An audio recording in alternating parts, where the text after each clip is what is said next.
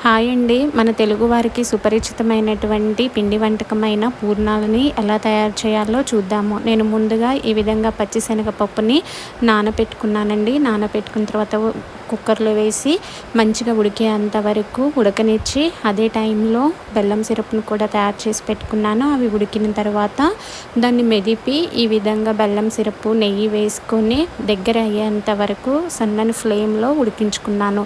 ఆ తర్వాత దీనిలో యాలకుల పొడి కూడా వేసి, కొబ్బరి తురుము కూడా వేసి కలుపుకునే విధంగా ఉండలు చేసుకున్నాను. ముందుగా ప్రిపేర్ చేసుకున్నటువంటి గోధుమ పిండి బ్యాటర్లో ఈ ఉండల్ని ఈ విధంగా స్పూన్ సహాయంతో కాగినటువంటి నూనెలో వేసి చక్కగా ఫ్రై చేసుకున్నాను. మీకు పర్ఫెక్ట్గా రావాలంటే కొలతలతో సహా ఫుల్ వీడియో నేను ప్రహర్ష ఫుడ్స్ ఛానల్స్లో పెట్టాను. తప్పకుండా ట్రై చేయండి.